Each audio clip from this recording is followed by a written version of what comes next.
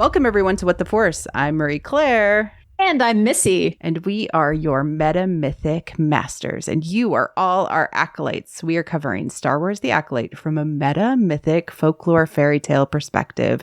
And if you've never listened to us before, you're in for something special. Please like and subscribe to keep up with everything that we're doing with The Acolyte. Support the show by sharing out it with your friends, your enemies, whoever. And of course, if you want to support the show in a bigger way, you can, of course, join our Patreon. It is where I've been doing posts about the show, bonus content between each episode on little things that I found need a little bit more time and a little bit more conversation. Take a look at those if you're interested. Let's dig into Episode 7 of The Acolyte, Choice. Which is such an interesting title, because I think we were expecting something like Fate to kind of parallel Destiny. But what I found so interesting about this title is that it does kind of stand against Destiny, because the idea is that it's not just destiny, it's your choices that determine what direction your life takes. And so I thought that was very interesting. That is great. All right, let's dig into comments and questions for us. The first one is from Posy Rosie with 2 eyes on the end. There's theories that Osha and May are one person split into 2 bodies. What are your thoughts on this, especially for any type of union in the future? How would it affect the dyad, the power of 2, or a triangle that we're consistently seeing? What do you think about a union would even look like? Okay, this is a really great question. Yes, I do think that they were starting out as 2 consciousness split into 2 bodies. And a triangle would look pretty much like them working together with a third other person. Yeah. So they're, it's in their little rhyme, right? Always one, but born as 2. Yeah. Right. So even on some level, they acknowledge they are one, but they were born as 2. But I think the key is to remember this, is that they, this is an important part of all mythology, all philosophy, metaphysics, everything, that we are not just spirit. We are spirit and body. And so if you have this, in theory, singular spirit split into 2 bodies, that now is 2 people. And as their experiences grow over time, they become more and more themselves 2 people. Now, together in union as a whole, they can be something more, but that doesn't take away any aspects of their individuality. And as far as like the third triangle, that would be the mask of God, which is that they are working together. And then in that, they are more than the sum of their parts. Right. That is the dyad. You're bigger than the relationship that you have, and you are able to do more than just the sum of 2 individuals. That is the power of 2. That is the power of many.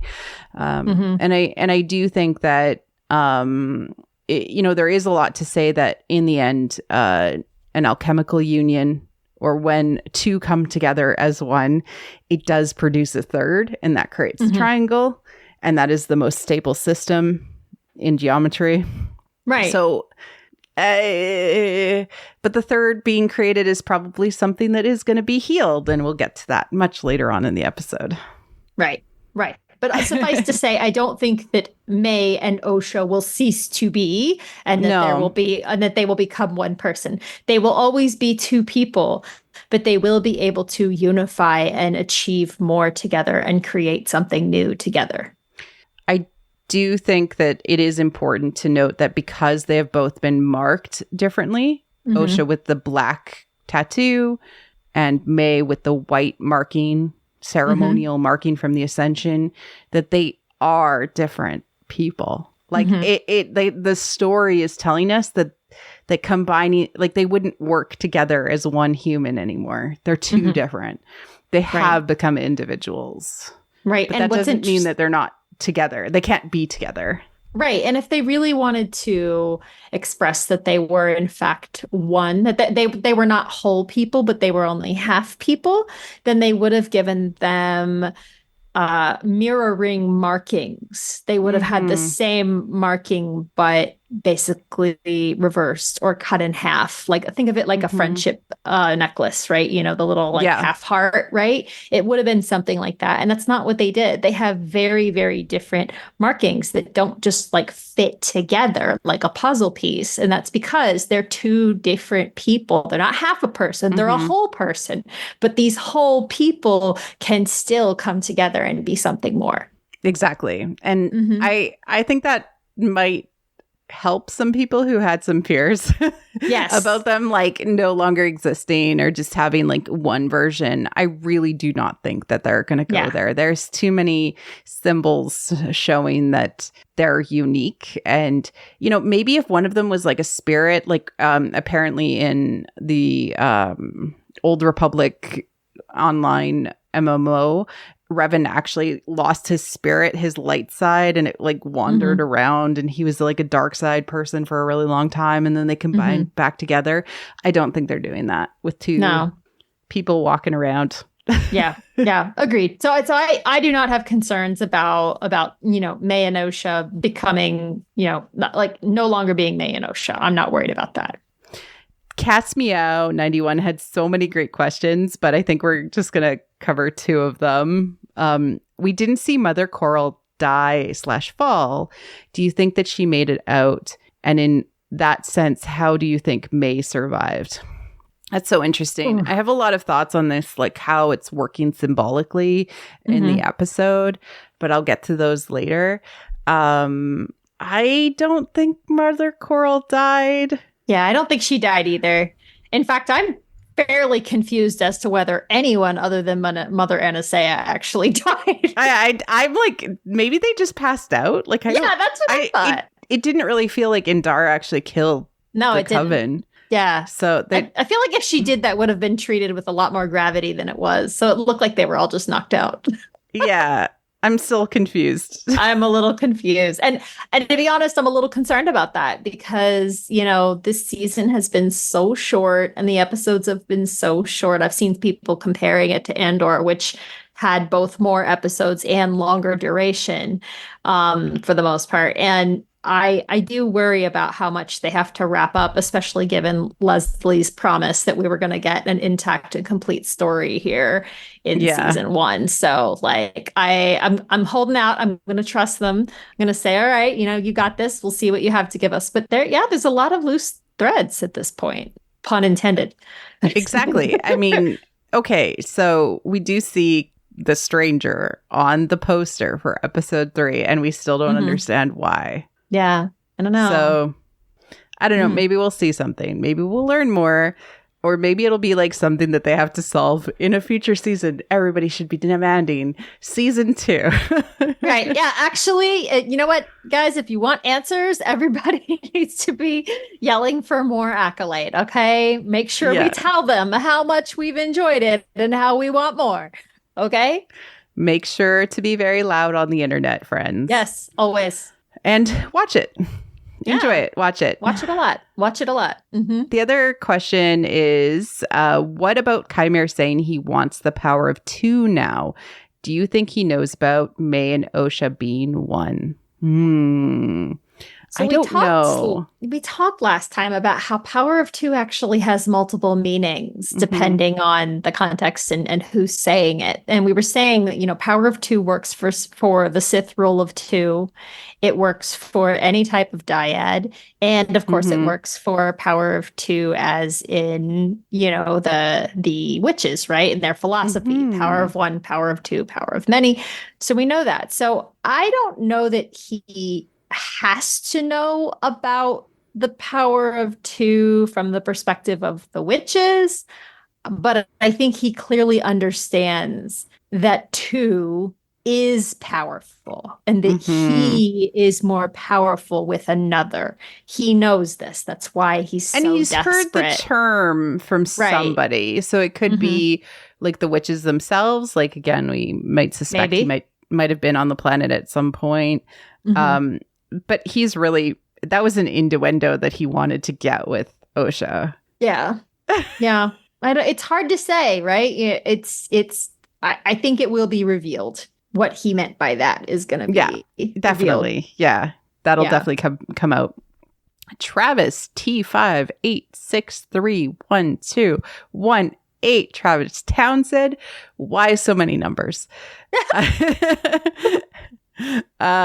Soul was oddly desperate for Osha to be his Padawan, and I had the thought: do you think that the teachings of the Jedi make it so that loneliness is shamed, for lack of a better word? The Jedi are taken from their families very young, and the closest thing they have to family in their lives is their own master and, them being the Padawan. Do you think that the idea of the Padawan spoke so strongly to the little 4-year-old Soul that he vilified Osha's family to make her his family? Okay, this is super interesting.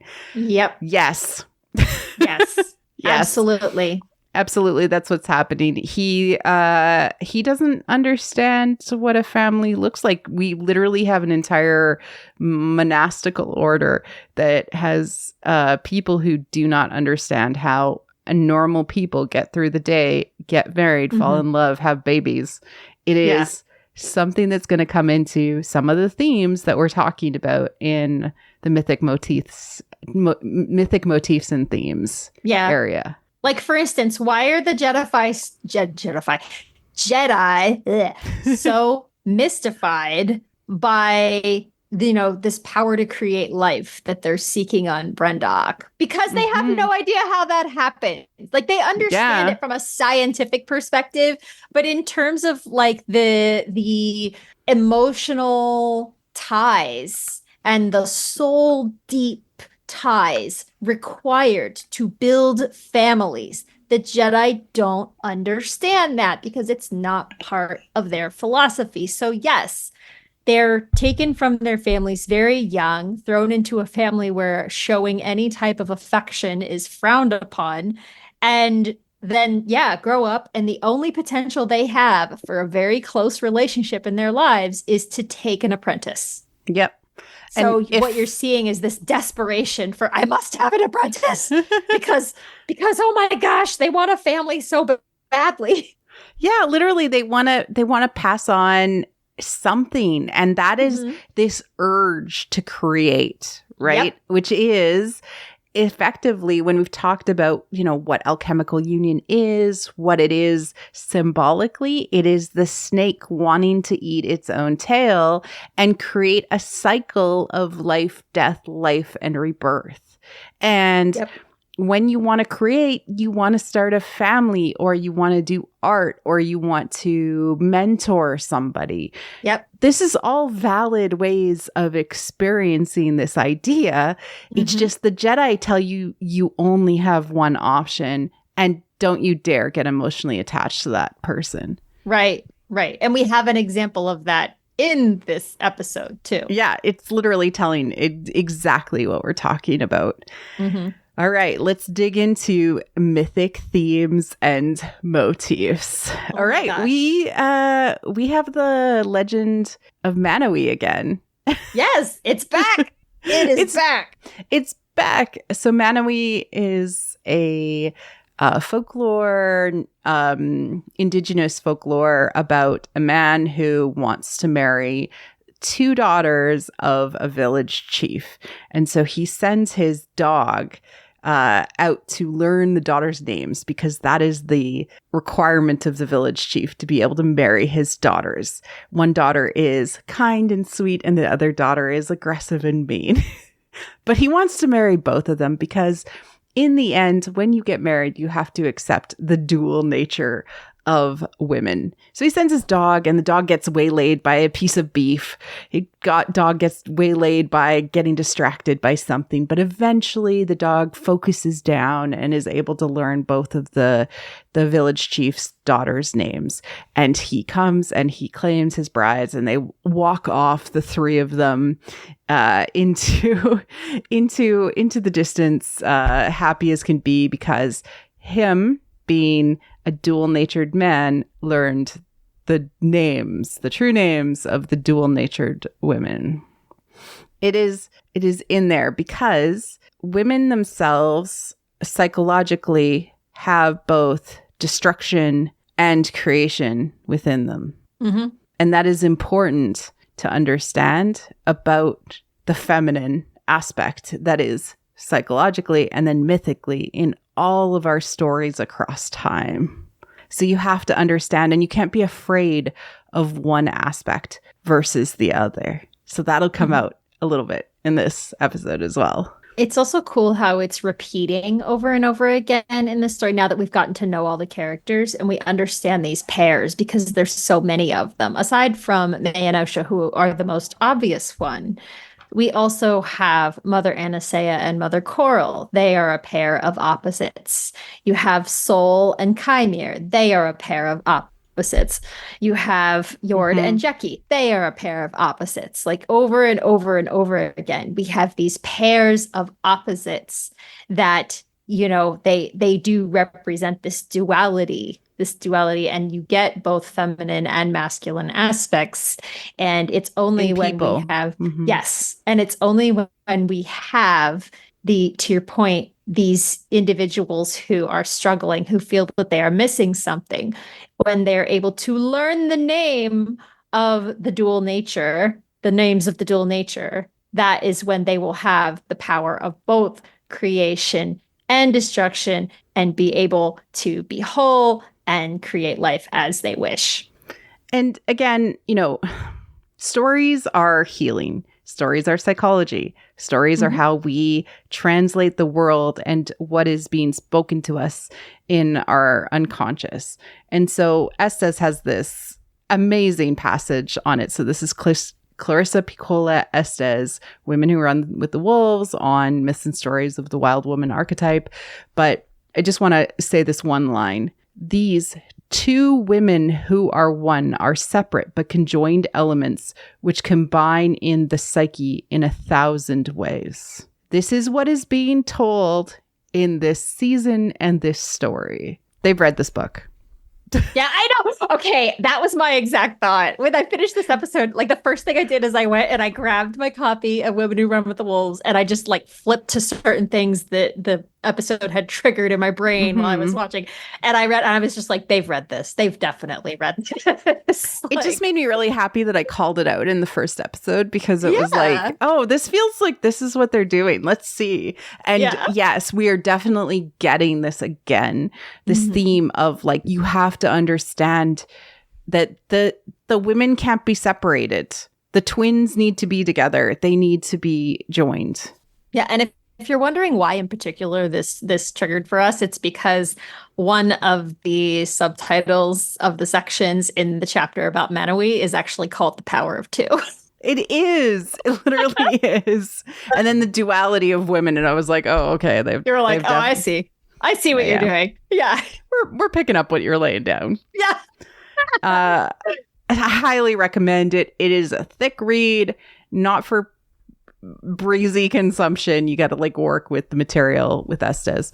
All right, let's talk about meeting the goddess, which is, of course, a step in the adventurer's journey, otherwise known as the hero's journey by Joseph Campbell, who, you know, comparative mythology, wrote down all of these different comparative stories to show, hey, these steps happen. And really they tie to how we in our life journeys experience certain foundational pieces and then write about them as artists.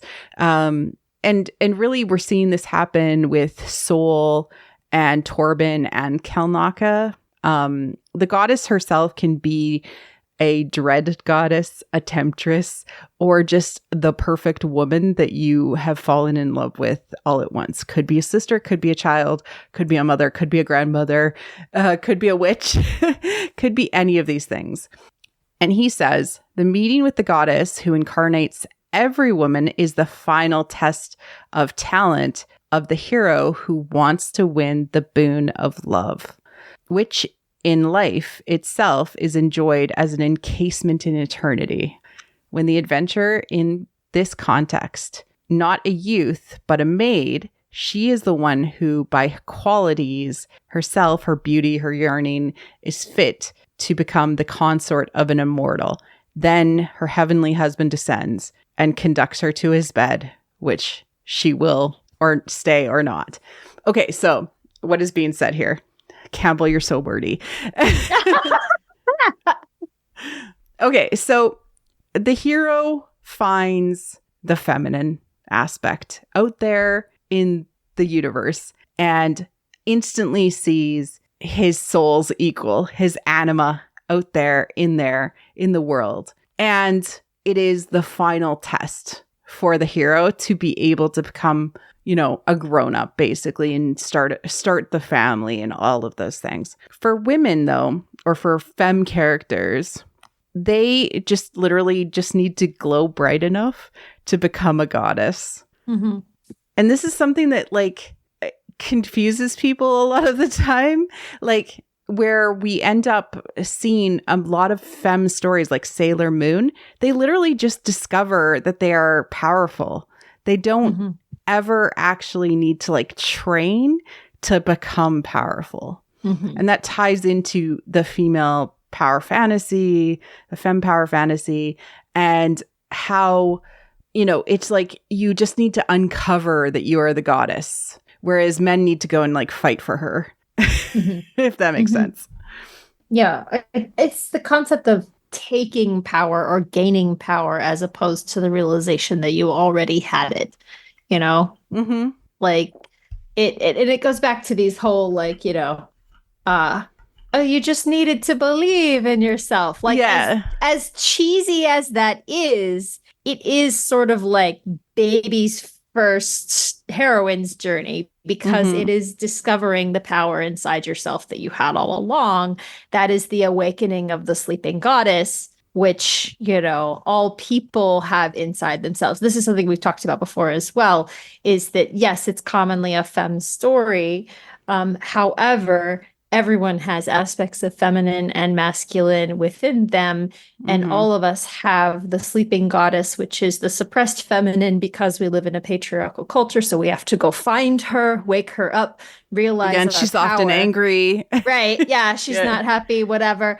And then once that is done and we have discovered that power, then we have to find the masculine parts of ourselves, which have been injured by patriarchy, and that has to be healed. And that's the healing of the wounded masculine. So these are the two parts of the journey that all people must go on if they wish to be whole and healed. And so we commonly reference sort of three different versions of going on journeys. The heroine's journey, which is Maureen Murdoch's answer to Joseph Campbell's adventures journey, from A Hero with a Thousand Faces. And then the third one is, of course, Clarissa Pinkola Estes's Wild Woman Archetypes, and those journeys, which are intended to show what femme journeys look like out of patriarchy. And they are common.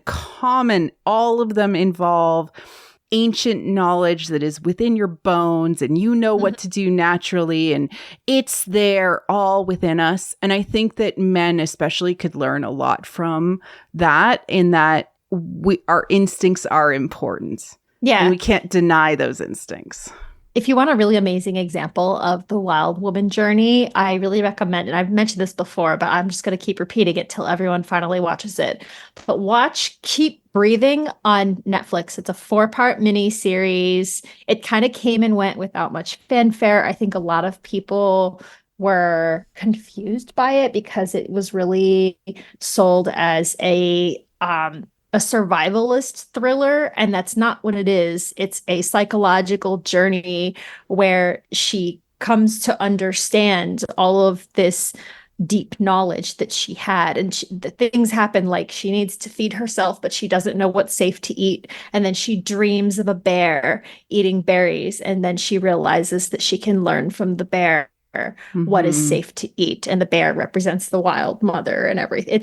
It's really cool. So point being that the meeting the goddess in the wild woman story is finding the wild woman, the wild nature inside yourself. And another one that we've talked about, you and I, turning red. Yes. Yes. Go listen to our Turning Red episode. We had so much fun talking through the wild woman. That is archetype. Like baby's first wild woman archetype. It is. It's so good. It's so good. Yeah.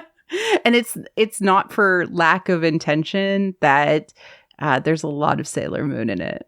Yeah. Yeah. Well, it's magical girl stuff, which is fantastic. Yeah. And Magical Girl is basically, again, it's like the preteen teen version of Wild Woman. Wild Woman. Yeah. Exactly. Love it. The next thing we have is possession, which is, of course, related to meeting the goddess, because sometimes you meet the goddess and she is angry or a witch at you. And Marie-Louise von Franz actually has this amazing quote about it, but I think that all three men in the episode are especially affected by possession in either that their spirit is possessed in some way or they're literally possessed, right? So I'm talking about Sol, Torben, and Kelnaka. Yep. So Marie-Louise von Franz was a popular Jungian psychologist who was a student of Jung.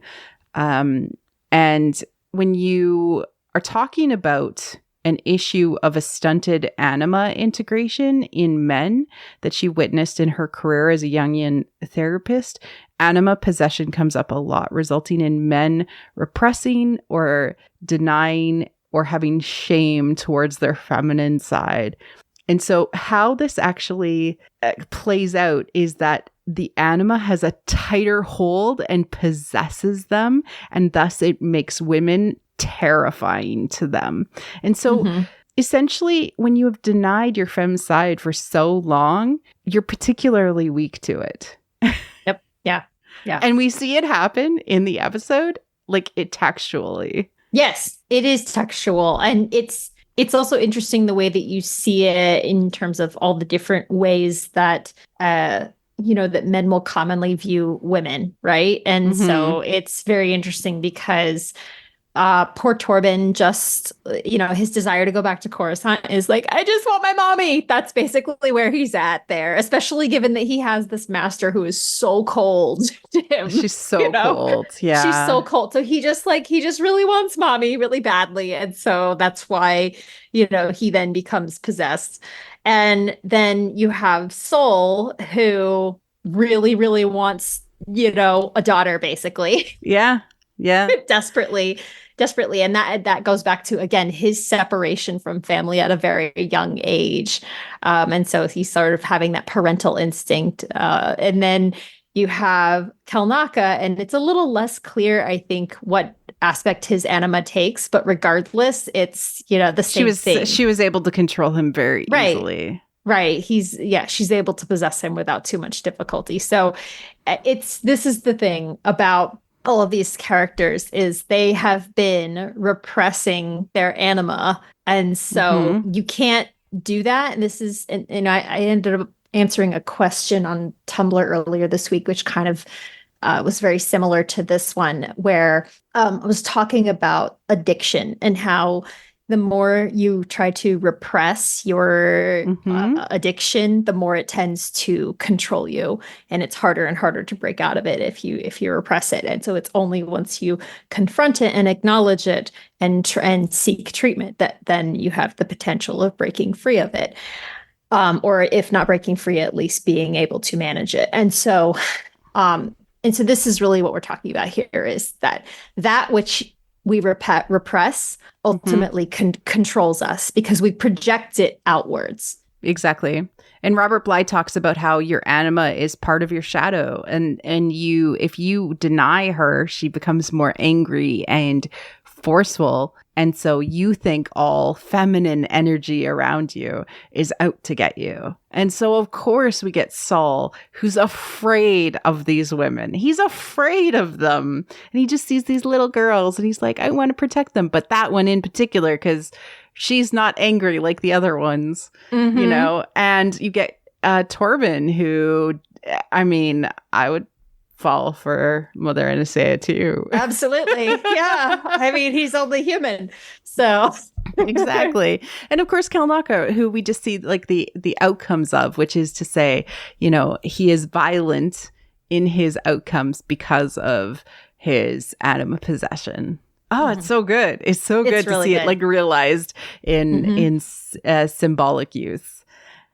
We do have aspects, of course, this happened in the first episode, but it bears repeating that a part of the heroine's journey under patriarchy is to often associate with the masculine world. Maureen Murdoch actually talks about taking on your father's journey or your father's goals, basically, because you want to be daddy's little girl. You want to be the thing that he wants you to be, but he, at least under the time that she was writing it, many women felt like they could never live up to their father's expectations because he didn't want her to take over the family business. He didn't want her to play baseball. He didn't want, etc. And, but, we attempt to do it. And in the end, we find it to be a false boon, even if we're successful playing in the man's world. We're not successful because it doesn't give us what we need and we're not fulfilled. All right, next one. All right. So I'm really excited to talk about this again. If you have listened to, if you do actually go listen to our Turning Red episode, you'll hear us go into a lot of depth about this story. But one of the critical stories that Clarissa Piocola Estes talks about in Women Who Run with the Wolves is the handless maiden. Sometimes it's also called silver hands. It goes by a couple other names. And as always, there are many, many variations. But the story is about this maiden, this young woman whose father makes a terrible bargain with the devil. There's something he wants. In this case, it's very simple. He just wants wealth, but there's something he wants, and it is offered to him if he will give the devil the thing that is behind his mill. And he thinks to himself, oh, the only thing behind my mill is a tree, so that's fine. I don't mind.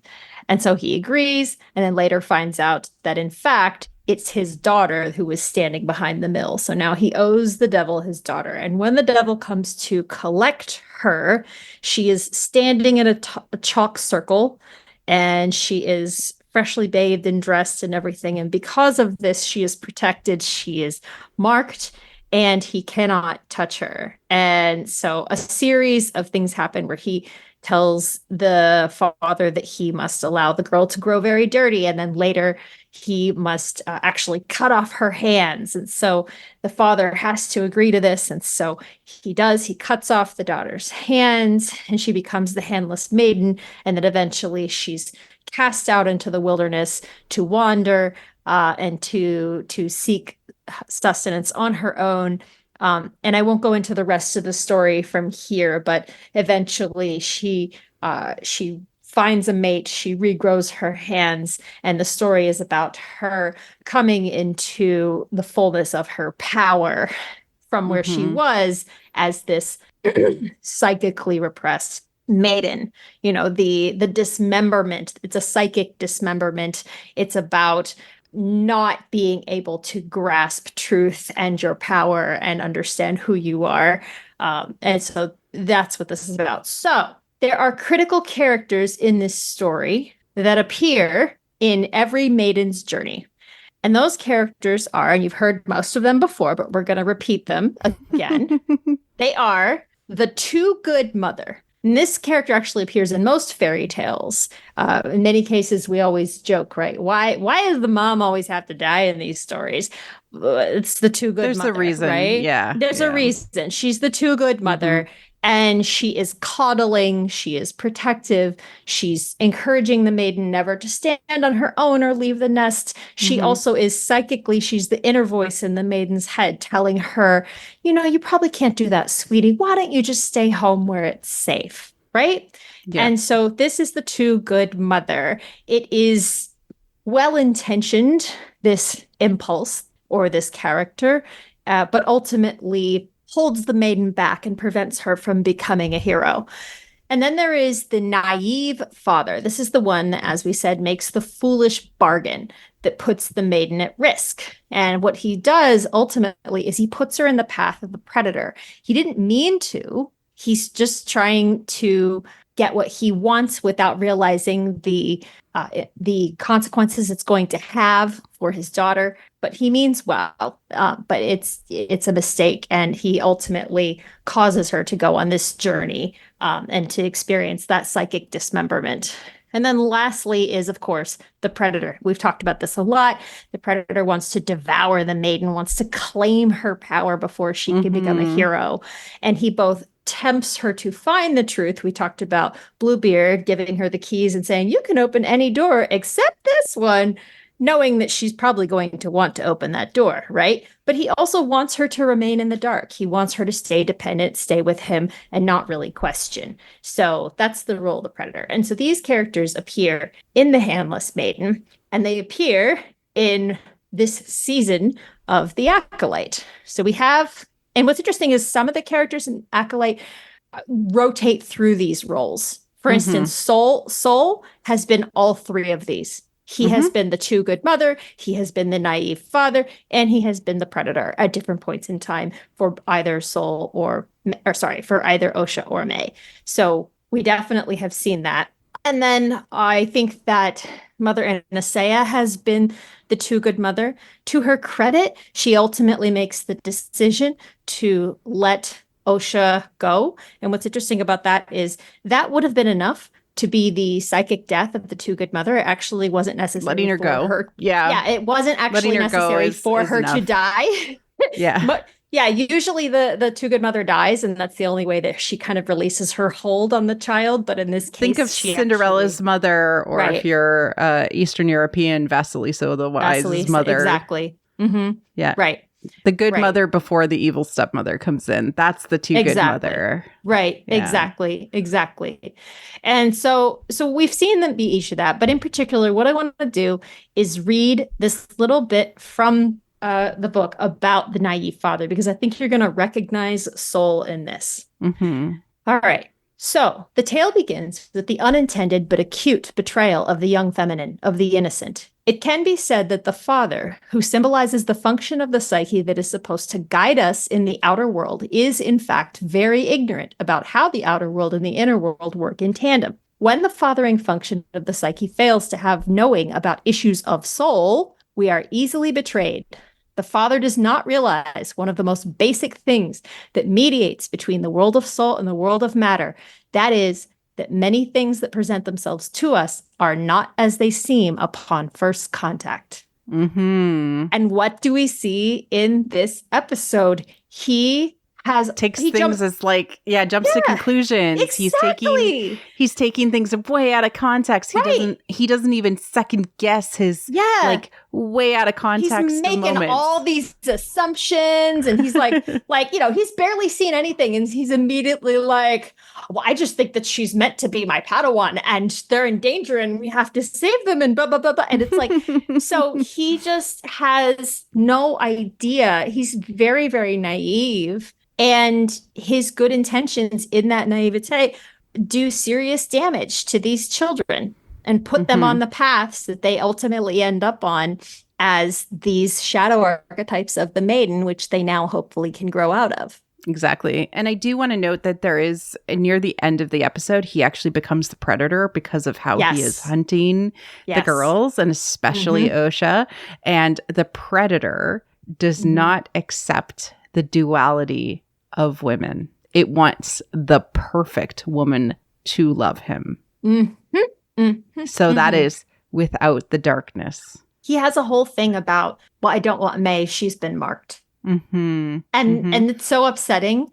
It's also really consistent with what I mentioned about the Bluebeard variation with the two girls who one, had a piece of flesh from her cheek. The devouring mother had eaten a small piece of this flesh. And so because of that, when the predator came to take one of the girls away, he didn't want the one that had the mark on her cheek. And so he took the one that was untouched. And that's the same thing Saul does here. I mean, it's so consistent. And so it shows us that by the end of the episode, he's in a shadow archetype as well, because he is not acting in a balanced way. He's not acting in a positive way. Yep. Yeah, he's a bit of a mess. And that brings us to, we wanted to go back to the archetypes that we always mention that represent the stages of life and the journey that one takes in each stage in order to progress in maturity throughout life. Once again, those are maiden, hero, queen, king, crone, mage. In this story so far, I haven't seen anyone past king. I haven't seen any crones or mages so far. No, although we did get hermits, but it's hard to tell if they were actually just sick kings. Yeah, they might have been. Any of them could have been cowards, snow queens. What's it for the king? Puppet. It's puppet. Yeah. Yeah, that's it. So any of them could have been that passive archetype, but I haven't seen a lot who have advanced beyond king. And so in this story, what I noticed is we get a lot of sorceresses. And a sorceress is the aggressive shadow archetype of the queen or mother. And her tale effectively is that she is aggressively mothering her brood and not only does not want to allow them to grow beyond her, but also does not want to take responsibility for the kingdom as a whole. She just wants to focus on her own family and doesn't really care what happens to sort of the broader community. And so in order to grow out of that, she has to not only sort of release her children, let them go, stop so aggressively protecting her own family and her own desire for a family, but also then has to take responsibility for the consequences that her actions have had on the broader community, and thus step into the king role. And notice that, the whole kingdom is actually needing her guidance or the guidance of the main character or the character. Right. Yep. Yeah. So I've noticed lots of sorceresses. There is, yes. And it's really interesting because we talked about the life archetypes, and I do want to say that Soul starts out as a hero archetype because the hero arc, the entire goal is to understand that yes, you have power, but love creates meaning. And so when we climb into the story, he's climbing a fortress to fight a witch to rescue a princess. In his mind, right? And we see it, but in the end, he's kind of a bully, and then he goes into being a sorceress as he starts to be like, no, she's mine already. He claims her. Yeah, because turn that around and look at it from a different perspective. From his perspective, he's scaling the fortress to rescue the princess. Now turn it around. He's the predator. Not just that. We've talked about how that fortress is filled with femme symbolism. The shape of it is this inverted triangle. It's almost like a basin in a way because it's a volcano, which when it's dormant is yonic. So I want you to just think about the implications of this masculine predatory character scaling and then penetrating a yonic fortress. Okay? Yes.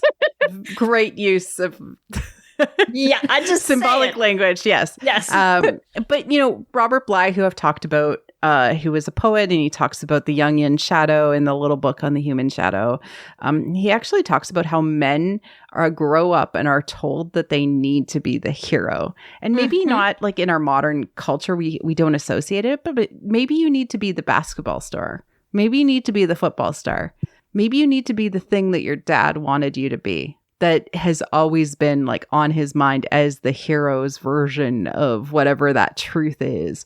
And we raise these men to basically just try to be heroes. I think we even see it in, I mean, like, I still think it's pretty prevalent in our modern era. It just manifests in different ways. Like, for example, a lot of men still feel a responsibility to be the breadwinner, so-called, right? You know, and a lot of men are not actually comfortable if they make less than their partner. Yeah. Like, exactly. That's a thing. And so that's part of being the hero.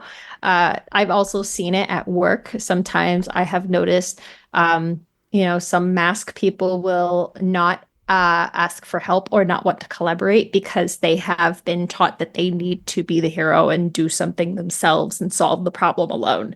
And that becomes very challenging to deal with sometimes. Or they need to be the leader. They can't listen to the woman manager. Who's in charge of their mission, who says, maybe we shouldn't do this. Maybe we should leave it alone.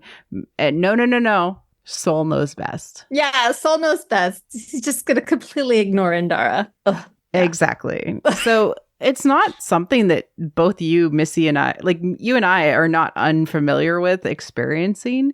Oh, yes, I've been in a meeting where somebody has talked over me because they really did need to explain it to me. Yeah. Yes. It's very important. So, yeah, it's so sad too, because Soul, we've grown to love him so much over the course of this entire story, and he's such a sweetie, but he's a product of his environment and his upbringing and his cultural context, and it's all very familiar.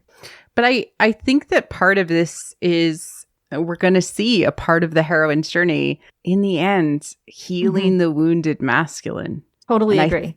We'll get to this at the end of the episode, but I think there's hope. I do too. Okay, the last one is, of course, the Fisher King motif / the Sick King, which the Sick King is the main antagonist for any hero's arc. Sometimes it's paired with, of course, the dragon, which sometimes those are the same thing. The Fisher King, of course, is the king who was waiting for, or who was tasked with protecting the Grail, but he was wounded by Longinus's lance that wounded his thigh, and of course that means he cannot procreate, much like the Jedi.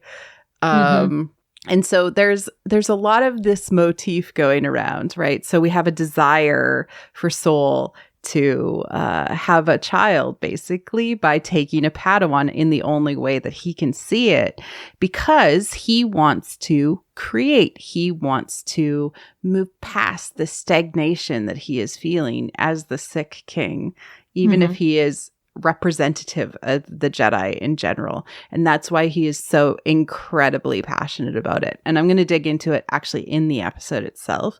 But I just want you to pay attention to the Fisher King motif in general. Yeah. And I will mention, though, in addition to that, the Sick King is also an important character for the Queen's arc. And we mentioned there's a lot of queens, there's a lot of sorceresses, etc. in this story. And the reason is because one of the inciting incidents for her arc is, she never really has to worry about the community, and she only has to focus on her own family because the king is there. But if the king is sick, she has to advance. Yeah. She has to step forward because the king is sick. And so this is the other important thing, is a lot of these characters are forced to step up and or are faced with a really difficult challenge because the king is sick. And in some cases, you could arguably say the king is the Jedi Order. It's sick. And I'm excited to get into some of the other expressions of that in this episode. Oh, there's a lot. Yes. All right. Finally, let's dig into episode Now we're going to talk about the episode, okay? Oh, episode 7, Choice. 7, yeah. The Jedi are scanning the planet, and there's something weird about it. It's like growing and thriving, and it's fine. I love this opening scene because they all seem so like picking up moss and like but we learn very quickly that there was a hyperspace disaster. Yes. And that Brendok is supposed to be lifeless, but it's thriving. Yeah. And the hyperspace disaster, we're going to pause on that for a second because Marie-Claire, forgive me, have you read Light of the Jedi? Yes. Okay, so you've read it, so you're familiar with the hyperspace disaster, because my understanding is it appears in that. I don't know if the timing is right because it said it was 100 years ago, and I thought that was 400 years. So I need somebody. I had to hit up Wikipedia. So listen, guys, the High Republic readers out there, please fill us in. But I hit up Wikipedia, and here's what I read. It said that the year was 200 and some odd years before the Battle of Yavin. And so I was like, okay, yeah. I was like, okay, so that's perfect. Yeah. This is 100 years prior. And then it said that the hyperspace disaster was 100 years before that. So that means the timeline is planet correct. was part of the hyperspace disaster and that. Yeah. And the reason that is thematically relevant here, and it's not just a throwaway, is because the decision to include that hyperspace disaster was very deliberate on the part of the authors. I have a quote from Charles Soule where he talks about the way you can see the strength of a system, a government, a society, of its tools against the scope and scale of that catastrophe is to throw a disaster at it. So the point of Light of the Jedi in many ways is to introduce the High Republic to a readership, to an audience, to show what it is capable of when it's at its height. And when things get really bad, here's how it solves problems. So the purpose there is that in the events of Light of the Jedi, the Republic and the Jedi Order is quite healthy compared to how we see it later. And the purpose of the disaster is to say, it's a horrible thing that happened, but here's how they handled it. And they are able to handle it because it's more or less a functioning system. And so part of the reason why it's relevant that comes up here, and they said that like it was a destroyed system, now it's coming back, now we're here, is that now we see 100 years later, these Jedi trying to deal with a crisis and sucking at it. Yeah. They do not handle it. They do not handle it well. And that tells you how the Jedi Order has become sick in the intervening years. And we know that it will continue to grow sicker as it approaches the ultimate fall of the Republic and of the Jedi. So I find it fascinating the way that they're showing that progression of like the slow corruption of the Jedi. No, that's great. And also like the planet itself recovering so quickly without the Jedi around. And it makes them suspicious. They're like, how can this be? It must be magic, witchcraft. A power that we don't control. That's not allowed. That's not allowed. Torben, we've been here for 7 weeks. 7 weeks, which, by the way, is just another way to say we've been in exile for 7 years, which is how long they always stay in exile in fairy tales. Continue. Yeah, perfect. This is the worst summer camp. I know. Oh my God. He just really needs his mommy to send him a care package with like a porg stuffy and, or he's singing the song, Hello, Mother. Hello, Father. Here I am at Camp Granada. Camp is very entertaining. I love it. And yeah, like it's literally like every kid who's been at summer camp for too long. Those like entire summer camps. He hates it. Poor baby. I just feel so bad for him. And, Indara's not very good at refocusing she sucks him. At this. Yeah. Yeah. No. Which is hard. She's not a very empathetic person. she's not. She's very distant. She's very cold. And she's almost kind of smug about it because then later she's always warning Soul not to get too attached and then saying, oh, well, that's why I have a Padawan and you don't. Yeah, and it's and like, you don't. And also like, oh, and I don't give my Padawan the answers. I encourage him to find his own answers. And, and I'm like, he just wants to know when he's going home so he can think about it. Yeah.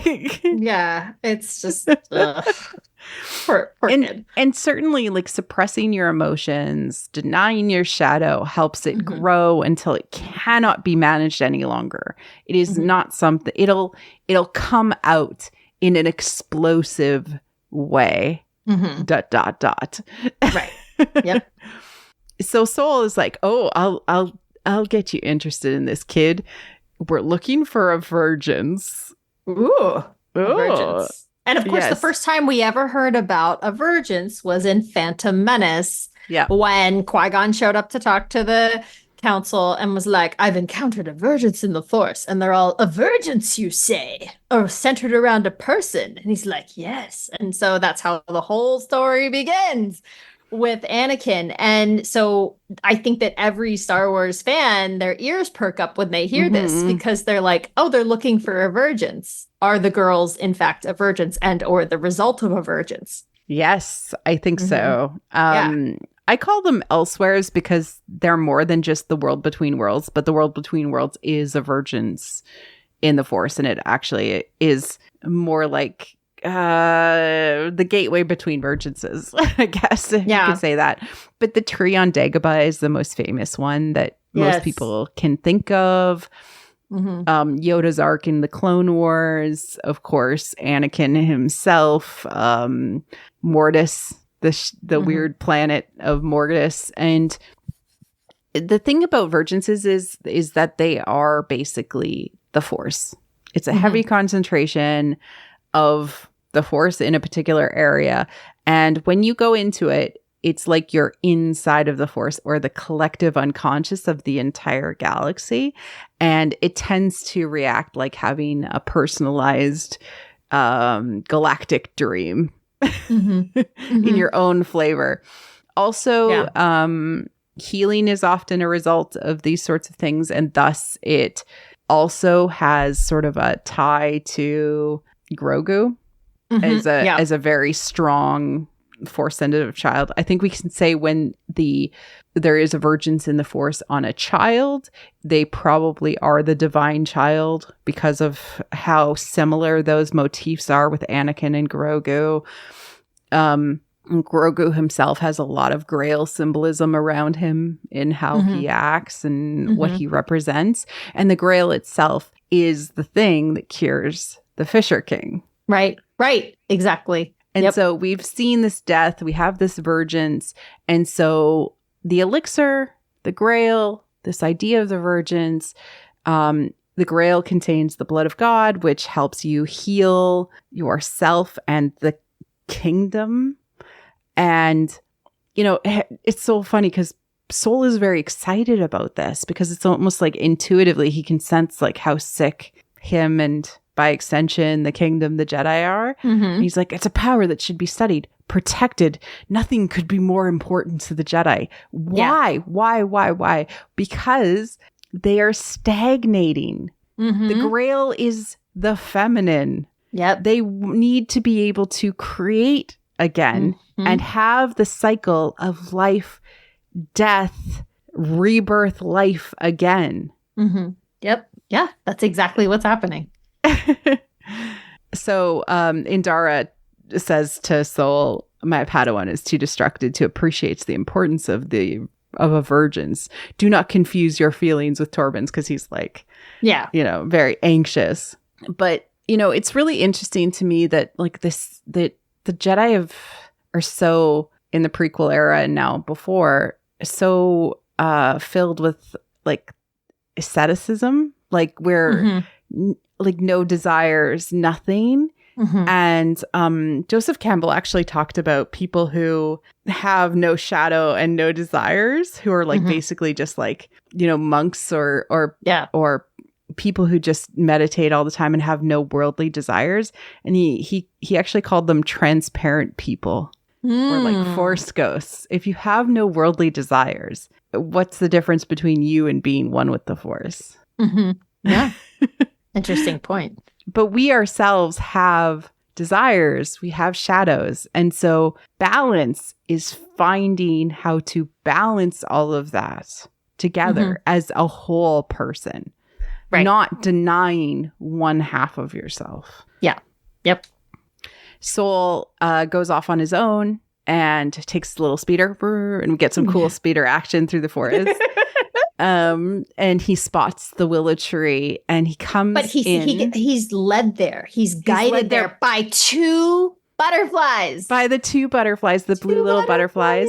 And he looks through a broken circle wheel, which is very similar to an Ouroboros, not eating its own tail and thus not participating in a cycle or a life, death, life, creation, destruction experience.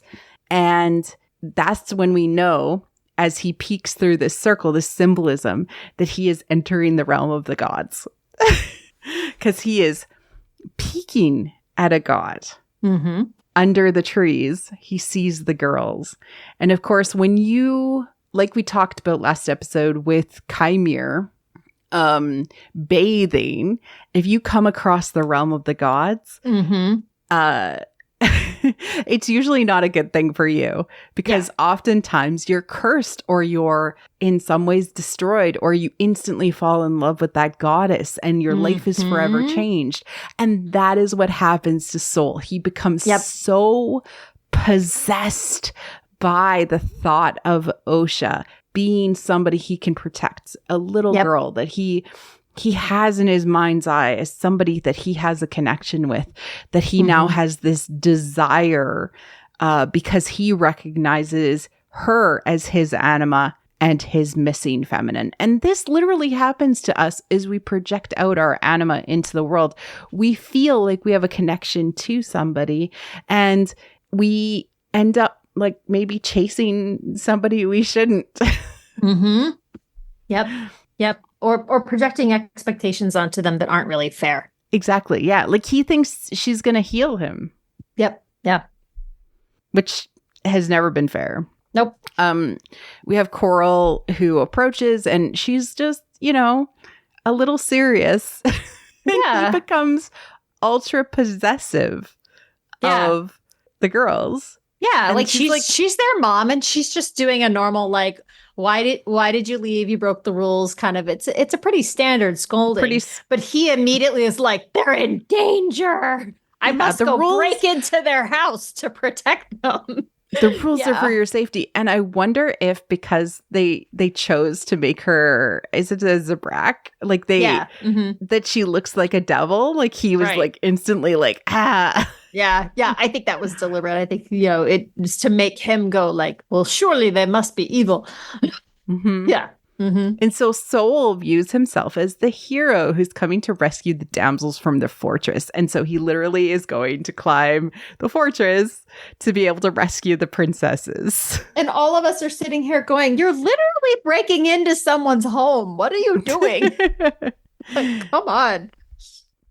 And so, castles, of course, they're enclosed, they defend, they're often, they include some treasures on the inside. And the treasure itself is this elixir that he needs, this missing feminine that he is seeking.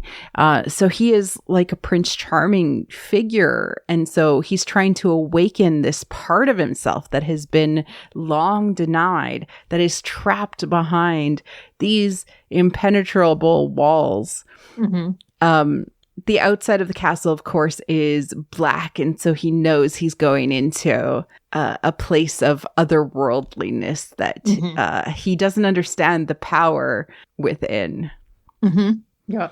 And so he then witnesses, once he gets inside, he witnesses part of the lesson that Mother Anastasia is giving to the girls. And specifically, she says, your enemies will not warn you before they attack. And, then she shoves them with her power. Yeah. Right. And Osha darts behind May. And so it continues to reinforce this idea that Soul has, that the girls are in danger, that they're being victimized, and that specifically Osha is at greatest risk since she hides behind May. And so, he becomes more and more protective. This also is the part that, remember how we were wondering what was going on when we watched episode 3? Like, why did they the noise? There was a noise in the background and they went to investigate and whatever. And we had a feeling something was going on, but we didn't know for sure. And so now we know that was Soul sneaking around. And then afterwards, he then sees the other witches chanting over we called it the cauldron before, but it's, it's like the Acto hole. Right. Yeah. It's right. It's the opening there in the volcano.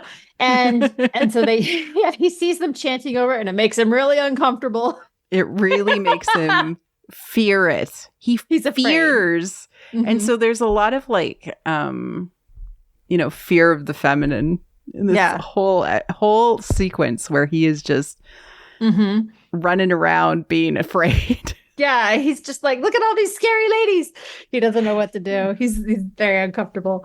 But so when he gets back and he reports to the others, Torben wonders, well, are they Night Sisters?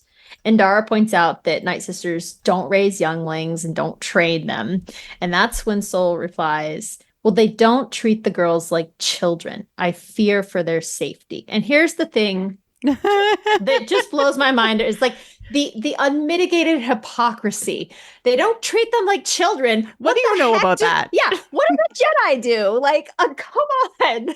Like, the Jedi are out here training child soldiers. Don't tell me that they don't treat them like children.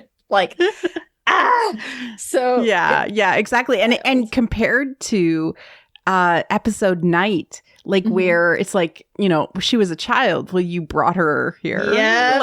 Exactly. So it's like you don't even know what a child really is. Yeah. Soul. Right. Well, and it goes back to that whole idea of the naive father makes a bargain that puts his child at risk without realizing it. And that's what he did with Jackie. I mean, he does with Osha too. But the point is, it was really distinct with Jackie because he brought her into a dangerous situation without realizing that he had put her in harm's way. And then he was utterly shocked when the predator killed her. And it's like, yeah, dude, you did that. Yeah, exactly. Like, and you didn't mean to, but you did. That is on you. Exactly. Yeah. Didn't know your daughter was standing behind the mill when the devil came for her. But she was there. So, this is when I think he's actually switched archetypes because he climbed the castle and he found the treasure. Right. But he's now I must have her. And actually, there's very little that actually dissuades him. He is willing to beg, borrow, and steal to get Osha. Yeah. Yep. Which is, again, that anima that he knows that he has given a piece of himself to her. Yeah. So they're like, okay, we'll go check this out, Soul. It's fine. Shut up. Poor Indara. Kalnaka checks out the old platform elevator. And oh my God, this line. It must be an old mining site. They listen to you, Marie Claire. Yes. So, of course, mining, which is a metaphor for the dark side, it is a consumption aspect. And so by having it sort of reclaimed from a destructive cycle where they have created life and life is blooming all around and they're in harmony with everything, this is not a bad place. I think that's really important, is that even though they are one with darkness, it is not a bad place. Yeah. Yeah. But it's also just mind-boggling to me that the Jedi have no problem breaking in. I love the way that they show up and they're like, the door's locked. Guess we'll just break in. And I'm like, what? What are you doing? Back with the no-knock.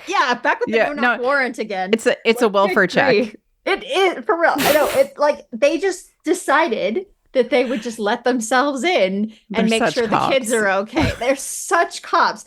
But there's a couple other things I want to mention while we're here. So we mentioned Indara. She, throughout the entire episode, she keeps saying she wants to consult with the council,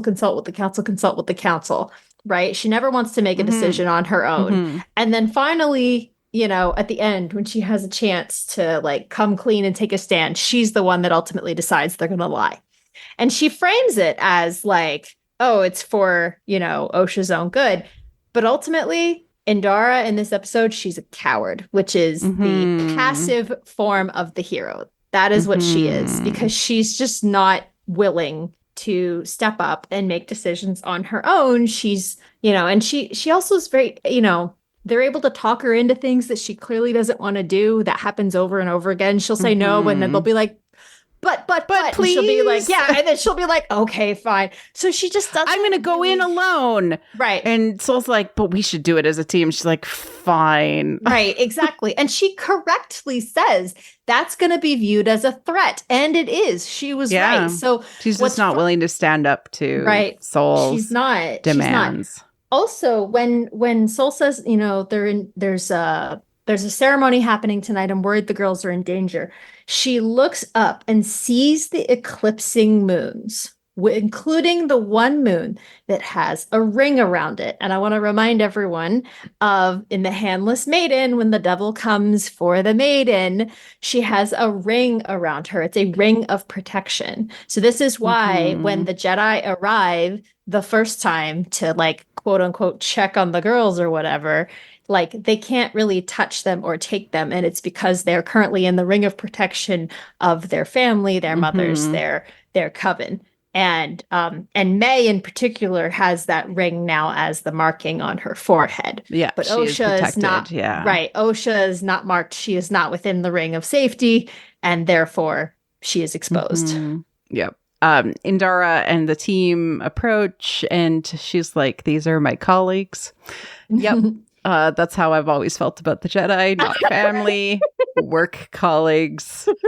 I do think that line was so specific to you. It is. It's all deliberate. Yeah. And, she's like, we didn't know this planet had anything going on it. And we get the like very sharp line from Mother Anastasia. The all-knowing Jedi were ignorant to their surroundings just as we zoom in on Turbin as it becomes cold and dark and isolated, and he starts to face his shadow anima in his mind. And so cool. Oh my God, is she sexy as she like reads his number. Yes. Turbin, Jedi Padawan, son of paupers on the planet Bonadon. Okay, Googled. It's in the corporate sector. It is a entirely strip-mined planet at the end of the Hydian Way. So it is entirely used up of its natural resources. It's part of basically capitalism in the galaxy, and the Hydian Way is shipping. He is from a planet that has been entirely consumed. He is an empty person. Yeah. And he has nothing. He's looking for purpose and he's looking for meaning. He's literally like, if this mission only had meaning, I could do it. But he's like, I don't understand why I'm part of the Jedi. No. Right? It's because he had no other options, is what it sounds like. Yeah. Son of a pauper. So did the Republic and the Jedi never, give people other options? Or are they part of making the system so bad that paupers basically have no choice but to say, yeah, Jedi, take my son, you'll have a better life. Right. Well, it feels a lot like, like the second sons and daughters of noble families, always sending them to monasteries and convents.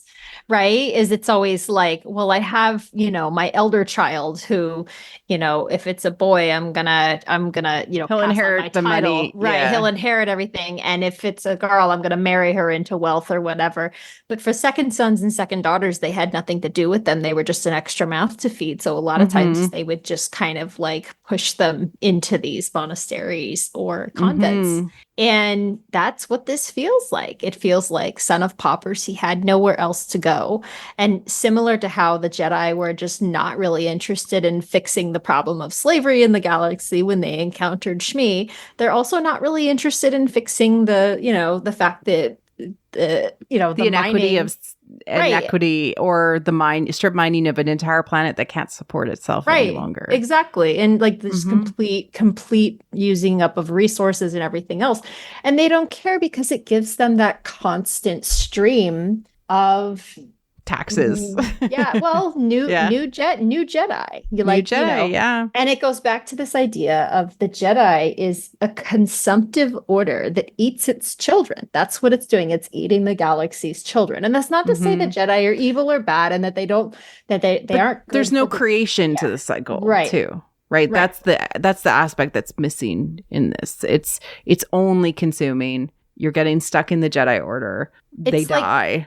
It's similar to like, some people who live in a developing country will go to a wealthier country to study, but then the struggle is often they will end up staying there, which means that their skills and the wealth that they create stays there as well, and they never end up taking that back to their home and helping to lift up the community with it. And there's, obviously this is a big deal for a lot of people. They do feel a responsibility to go back and to lift up their community with what they've, gained and what they've learned. And this is not something that the Jedi encourage. They don't. He couldn't go back. Right. He couldn't go back and fix anything. He couldn't go and build, like fix the planet. He couldn't go and help the people that he came from. Right. Because that would be an attachment.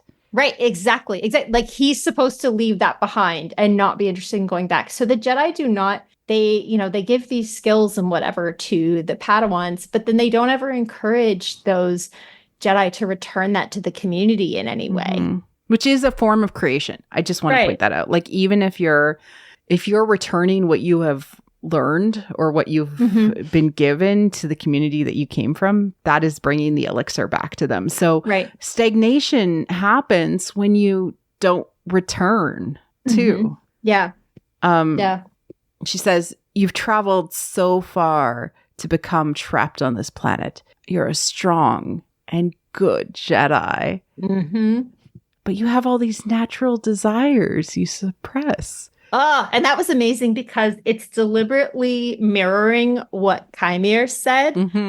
And so, this goes back into, they're very fluid with how they treat sort of so-called dark side concepts in this show. Like, is it dark or is it just true and the Jedi don't acknowledge it?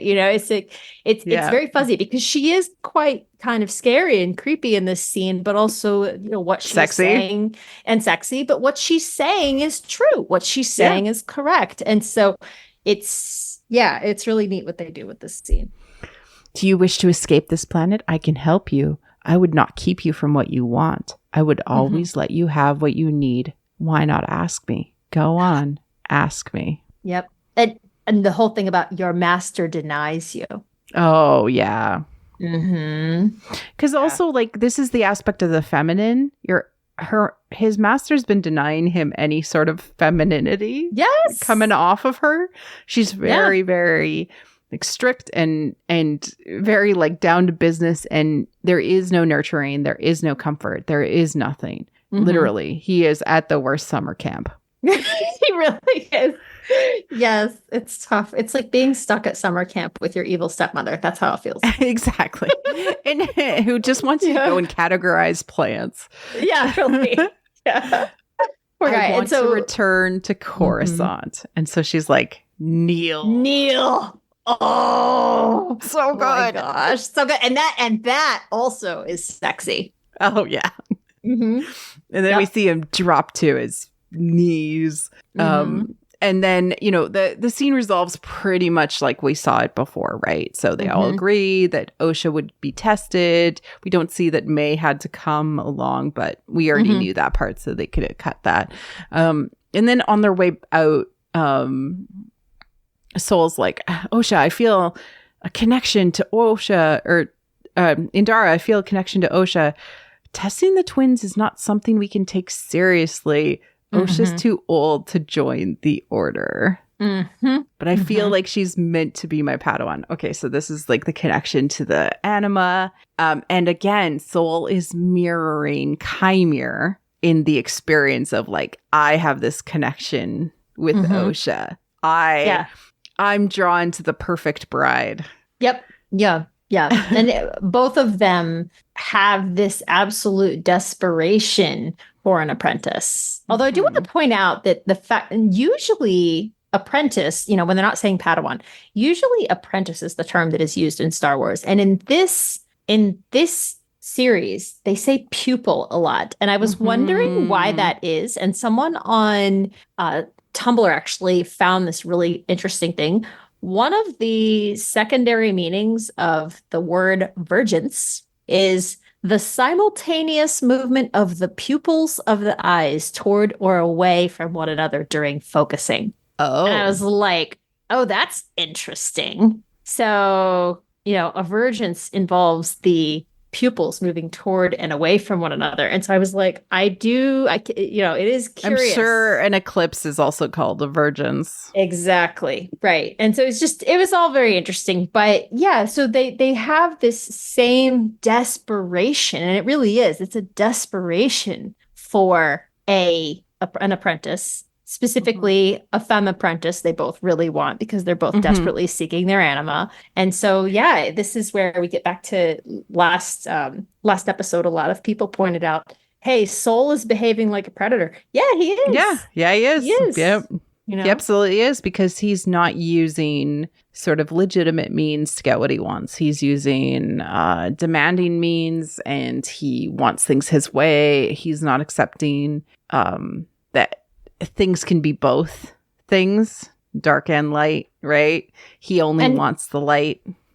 And he feels entitled to someone else's child. Yeah. Also that's just very messed up. It's very it just sort of reminds me of the Jungle Book or something like that, where you're like, I get the baby, and going out, like the panther going after the baby in the middle of the night, like Shere Khan or something like that. Like, it just feels predator-like. Yeah, it does. Very much. And then he says they marked her sister with dark magic. So this is where we get into, he's already characterizing them as dark, and this is bad, and this is evil, and the girls are in danger, and May is tainted now. Like, that's his implication when he says that he doesn't want her. He doesn't want her. She's been tainted. And Dara even says, it's ceremonial markings. They're customary in many cultures in the galaxy, which I loved. Yeah, but she never sticks to her guns, right? She's so cowardly in how she acts towards Soul, who is so demanding of what he wants. Yeah. And what's also interesting about this whole the good twin and the bad twin concept here as well is it's also very much part of the changeling folklore. Oh, yes. Where this idea of you had the true good child and they would be swapped for the false bad child.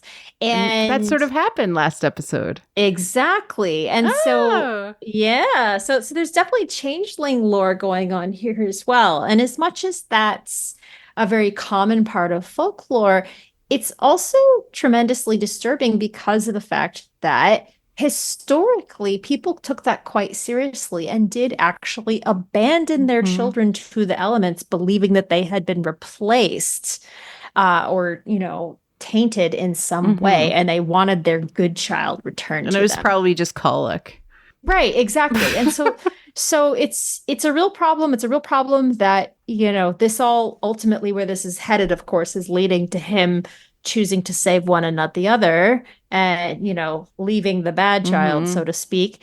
And part of the reason why I appreciate that it calls this out and that the story is quite critical of this is the fact that this is something we've talked about a lot with the sequel trilogy, about the way that Ben Solo, the tainted child of the Skywalkers, was left.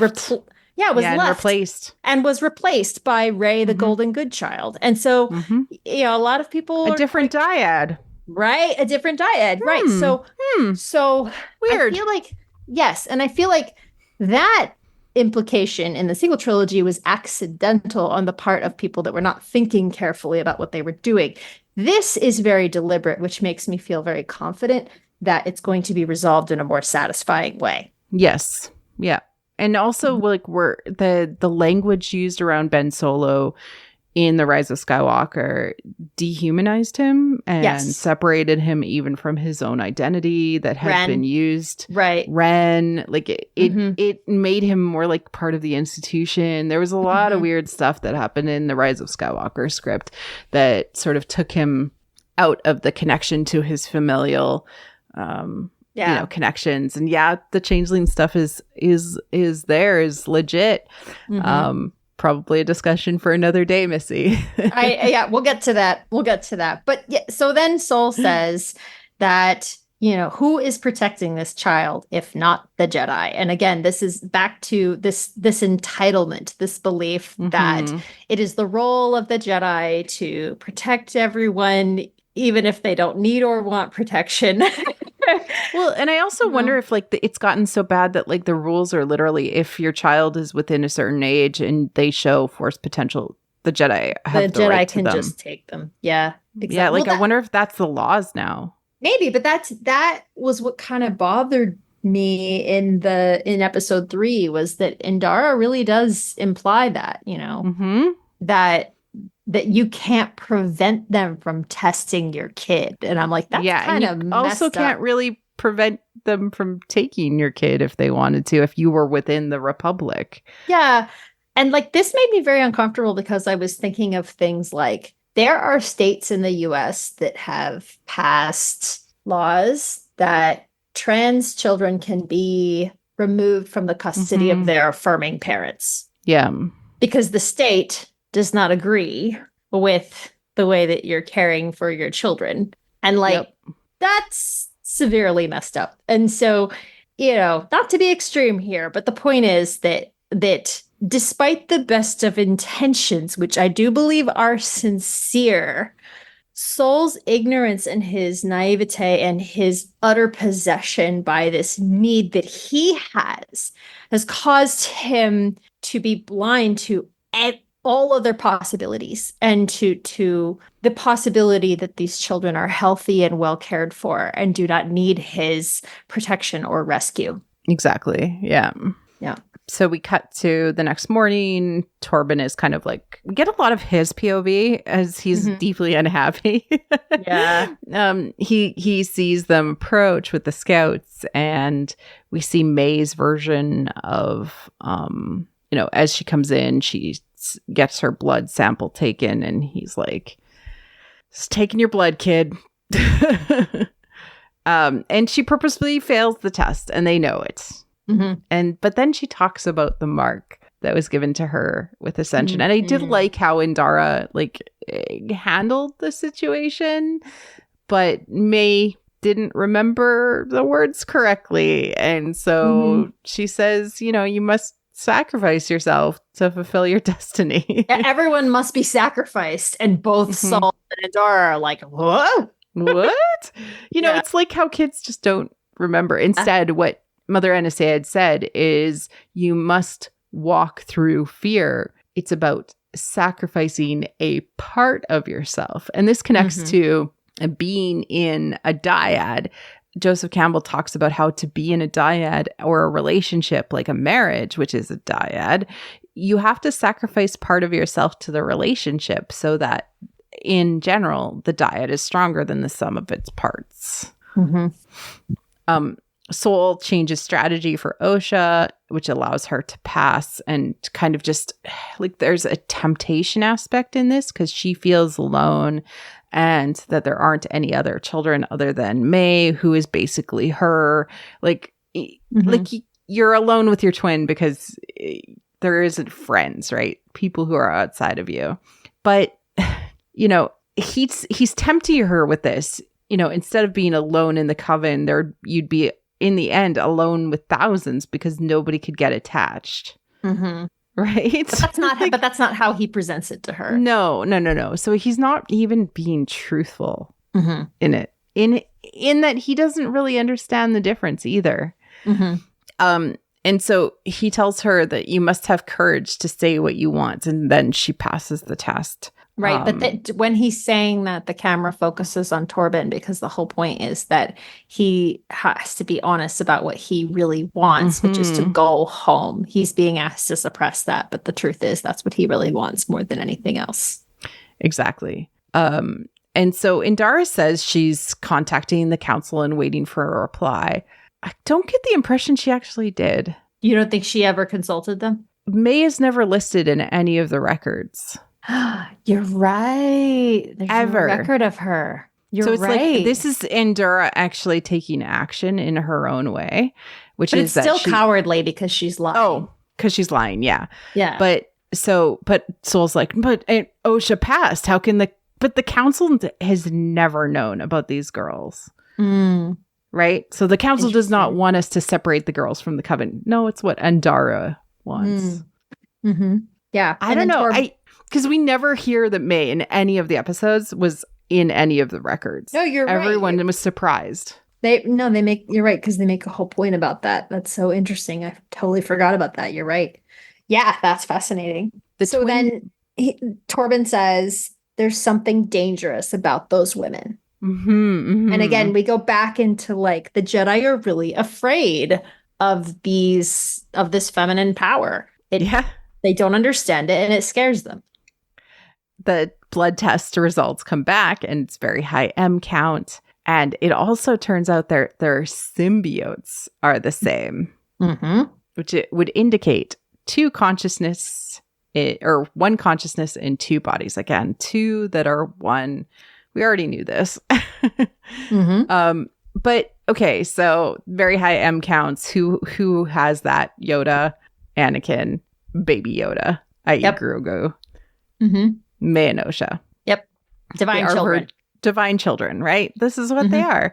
Symbiotes is basically to say they have the exact same M count. They have the same M count. If they were just twins born naturally, they would have different M counts. But they have the exact same number. So it's like, whatever a high number is. Yep.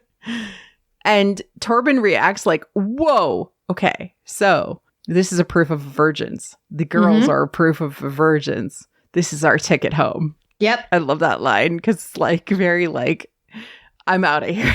Yeah, it's just like, thank goodness, I'm gone. And he just hops on the speeder, and then Soul has to chase after him. Indara and Kalnaka jump into their ship, and they're off, chasing through the forest. And then we cut back to the fortress. And this is very interesting because this, after the whole sweet scene where Anastasia tells Osha that we will take your wishes into consideration. They say, I love you to one another. Then we see Coral, what happened after she took May away. And she tells her, get mad. Yeah.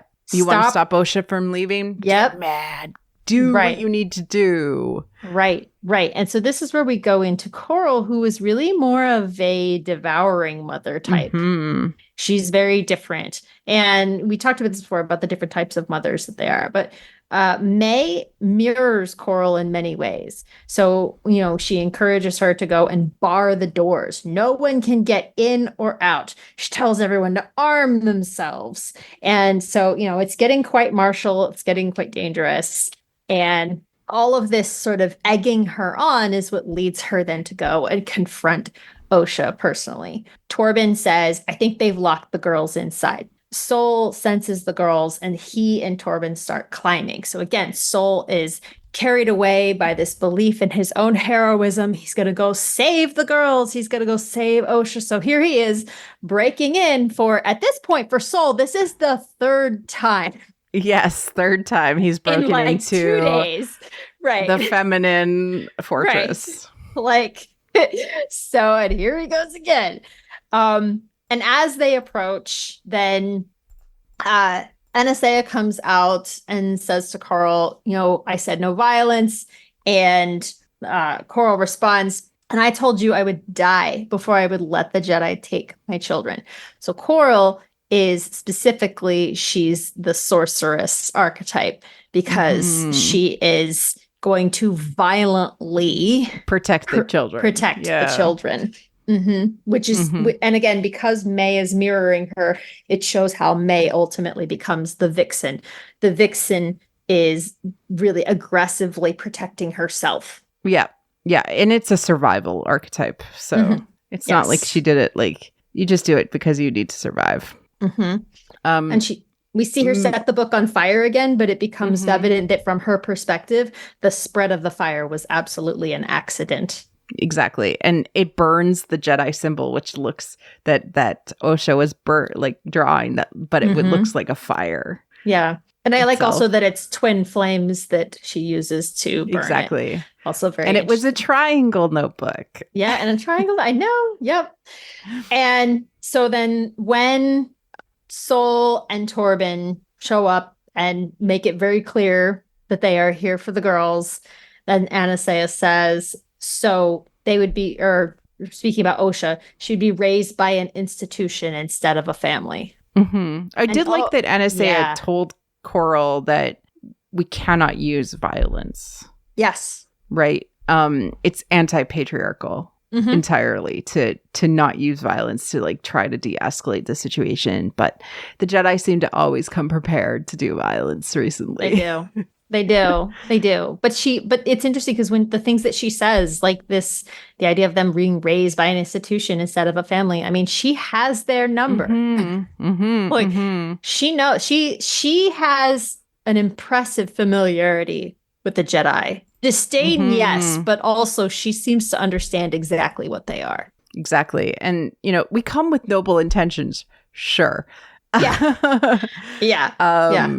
But the twins, where did they come from? How were they created? Not your business, Sol. What do you do? Go around asking people where their kids came from? Come on. And like Mother Anastasia has this brilliant facial twitch in this moment, which is so good. Someday your noble intentions you all have will destroy every Jedi in the galaxy. But is she wrong? No. No, she's not wrong.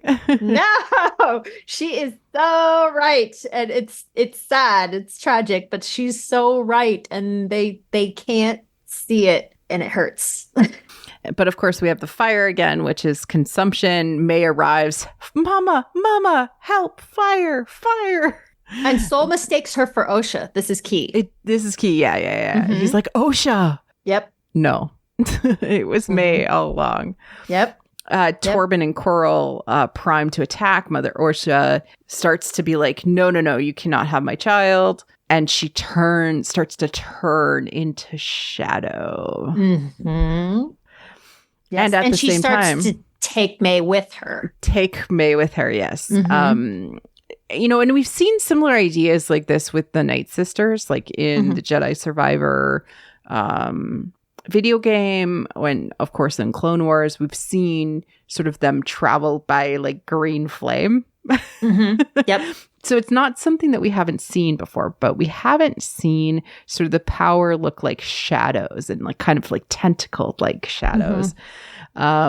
And to me, this sort of represents how, in some ways, Mother Anastasia and the women themselves have been living in balance with the around them because they've eaten their shadows and thus they can use them as their own power. Yes. I love it. Yeah, it was very cool, I have to say. Extremely cool. And we've talked about this before, right? We like weird Force stuff. More weird Force stuff is great. More weird Force stuff. Give me all of the weird Force stuff. Yep. Sol freaked out at her taking Osha in his mind, stabs her through the middle for May to watch. Yep. And she says, I was going to let Osha go. It's what she wants. She chose you. Yep.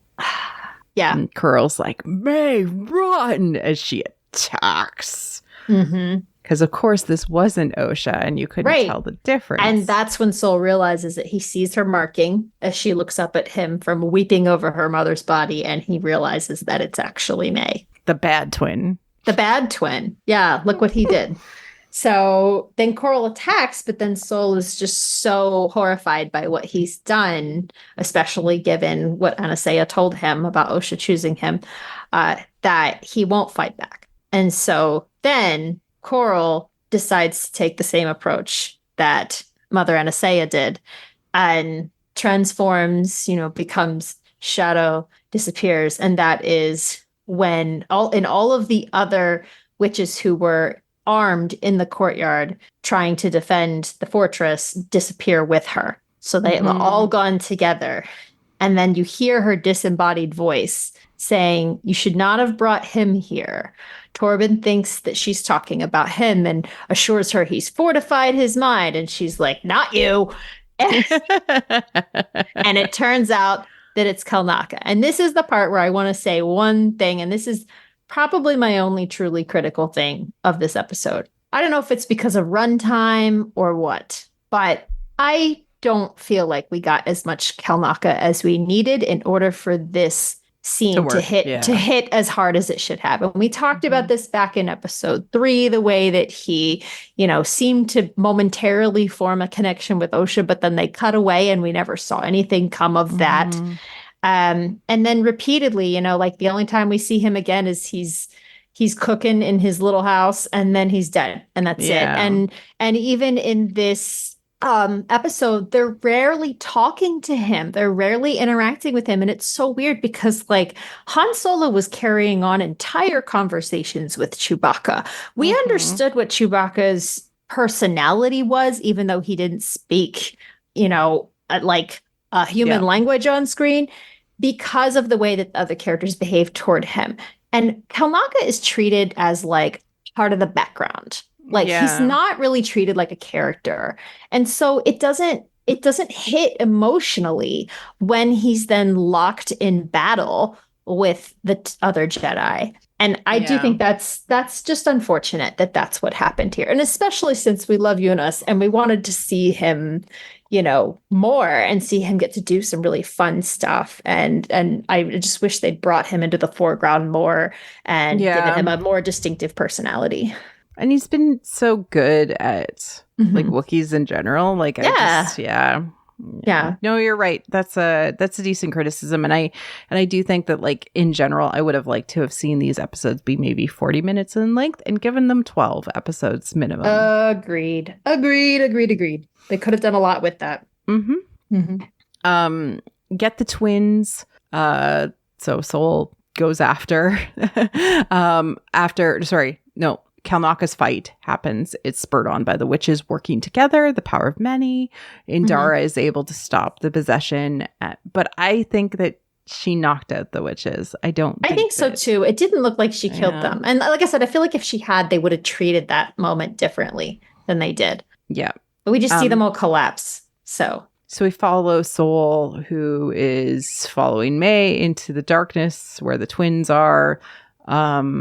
And we get May confronting Osha, and she's like, Mama's dead. This is, of course, Fairy Tale 101. The too good mother has to have died. But then we get this moment where everything is shaking, and they're on the two platforms, and they're split, and they're kind of reaching out to each other. And Soul is like trying to hold up both platforms, and he makes the decision to only hold up Osha's platform. And he lets May fall. But symbolically, you can't ever kill the shadow aspect of yourself.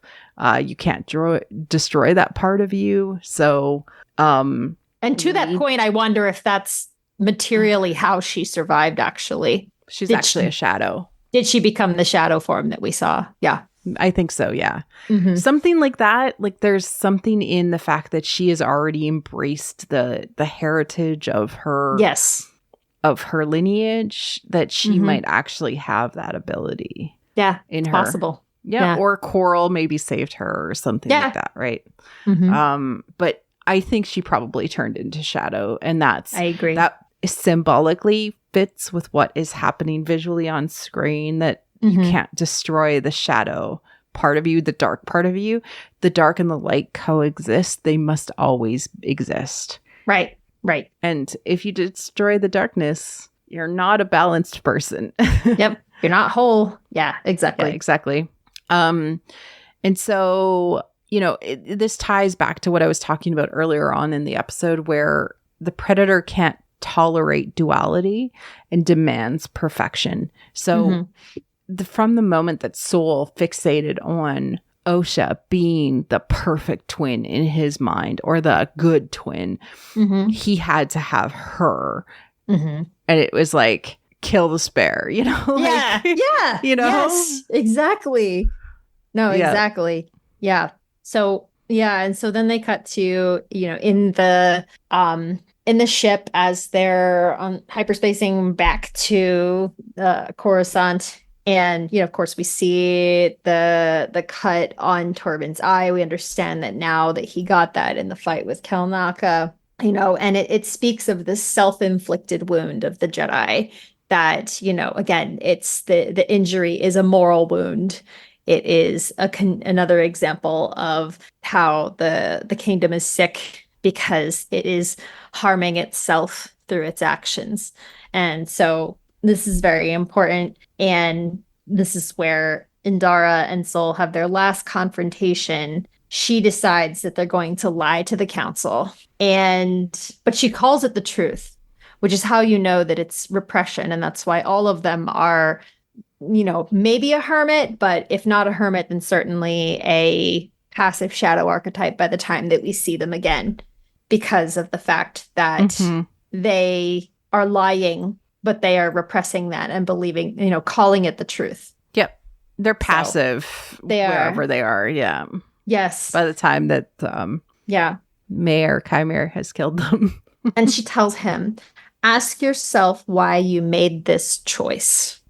And what I find so interesting about this is that for all her faults and for all Sol's faults and for all the horrible things they've done over the course of this episode, what she's ultimately saying to him now is, you wanted to be a parent, bro. You better go parent now. Yeah, exactly. You got what you asked for. Now you better go get it right. So she's telling him it's time to step up, Exactly. Like, here you are. Now you better. But somehow this became an episode of I Know What You Did Last Summer. It is. It's so true. Because they drove away. Like, we didn't run over that person on the highway. Yep. Mm-hmm. Yep. Yeah. All right. So that ends this episode, but let's go into some speculation time. Oh, wait, though. But first I wanted to mention, so then over the credits plays the song. Right. Yeah. Which had been released before this, but it actually played in the credits, which was a little disconcerting because it's like, but maybe it's because it's like Osha and May's song. Yeah, I think it worked because it's the power of two, and it's about how they can't be separated. And this is important because this goes back to what we're talking about is what's going to happen to these two now.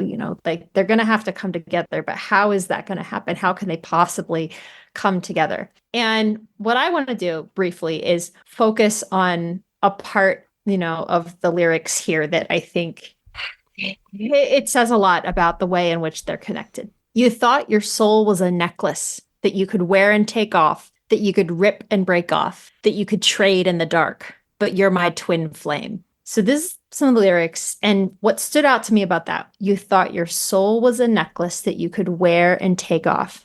So there's another Bluebeard variation that you've been wanting to say this. I know. We've been talking about this one behind the scenes. Every week I tell Marie Claire, I found this amazing Bluebeard variation, but I just don't know if it's really appropriate to bring it up yet. I can't tell if the story is pulling on it.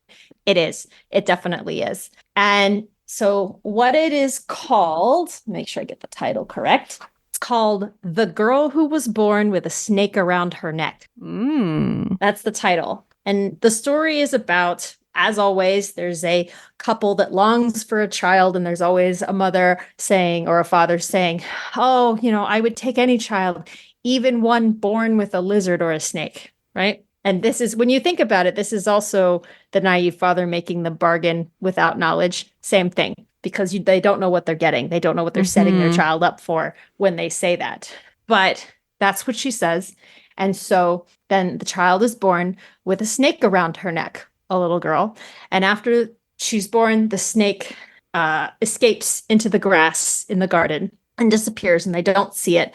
But there's still a mark left around the girl's neck from where the snake was. And years later, she's playing in the garden, and I think she's starting to become a young woman, and she's not getting any suitors because of this mark around her neck. And so the snake appears and says, "It's me. I'm your sister. I'm your twin sister. I can remove that mark around your neck. Here's what you need to do." She gives her instructions. The snake bathes in milk, and it wraps itself around her neck. It removes the marking. And then the snake slithers away again. Eventually, the predator comes and takes the maiden as his bride, takes her back, and of course, the whole Bluebeard thing happened.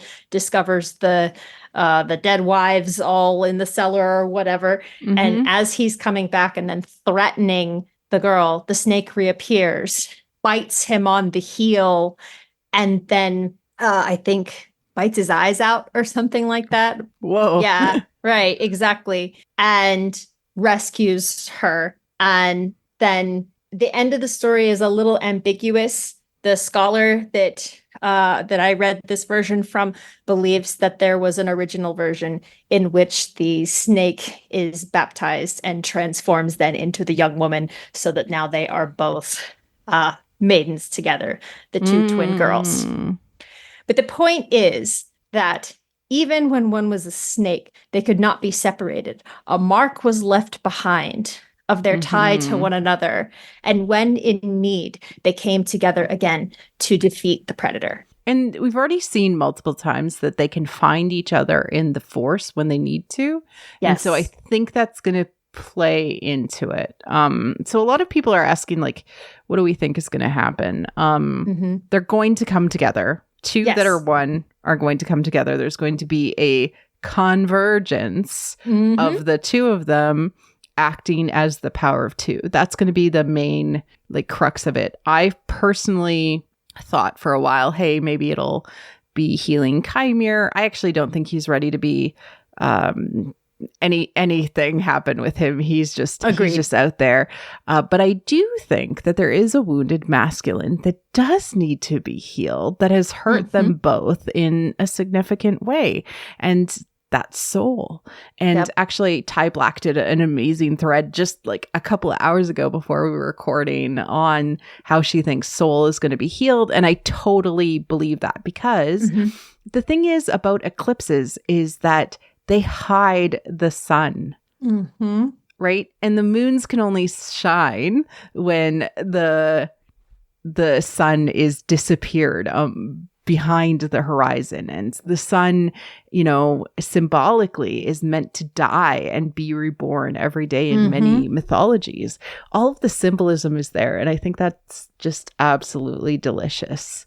It's also what needs to happen for Soul to move on to his next archetype. Yes, because he is the king by this point, representing the Jedi. I think he's still the queen. You think he's still the queen? Okay. I think he's still the queen. I think he is either a snow queen or a sorceress, depending on his mood at the moment.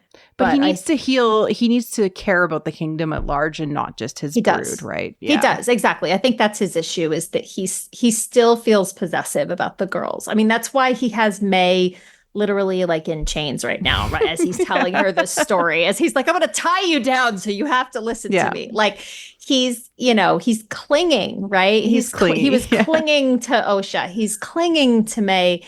He still has this absolutely desperate need for them. And he has to be healed of that. He has to be willing to let them go.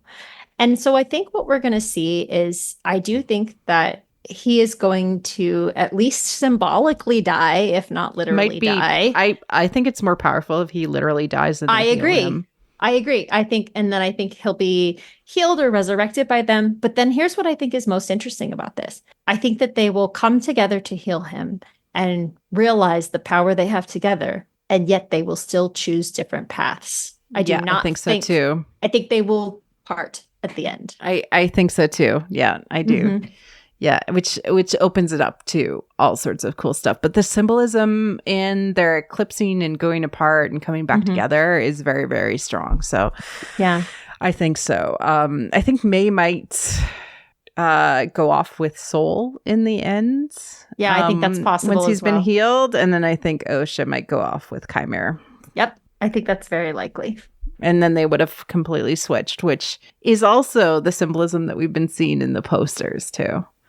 Yeah, which is them trading places. Yep. Yeah. So, I mean, that's what we think is going to happen. I don't know what kills him.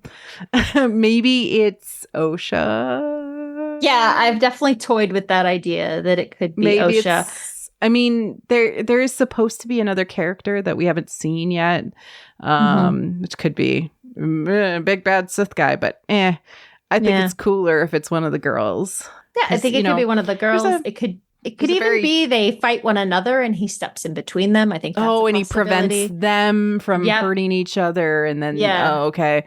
Because there's this Joseph Campbell quote that I love, which is, the weapon that has dealt the wound must be the one that heals it.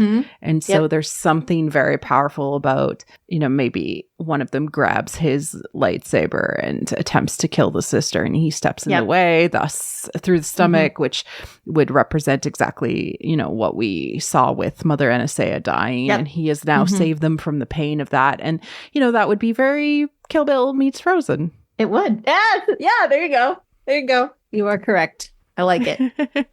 Yeah. And if it's not that and it's still super cool because I trust Leslie. Yeah. Also awesome. Listen, we might be totally wrong, but these are our theories going into next week.